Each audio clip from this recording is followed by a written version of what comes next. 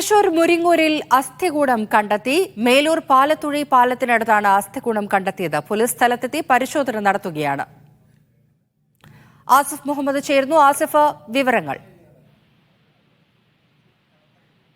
മുരിങ്ങൂരിൽ മേലൂർ പാലത്തുഴി പാലത്തിന് സമീപത്തെ കലുങ്ങിനടിയിലാണ് ഈ അസ്ഥികൂടം കണ്ടെത്തിയിട്ടുള്ളത്. ഇന്ന് ഉച്ചയ്ക്ക് ശേഷമാണ് ഇത്തരത്തിൽ ഇവിടെ ഒരു അസ്ഥികൂടം കണ്ടെത്തിയത്. ഈ വർഷങ്ങൾ പഴക്കമുള്ള പുരുഷന്റേതാണ് അസ്ഥികൂടം എന്നാണ് ഇപ്പോൾ പ്രാഥമികമായ ഒരു വിലയിരുത്തൽ. പോലീസ് സ്ഥലത്ത് ഇപ്പോൾ പരിശോധനകൾ നടത്തുകയാണ്.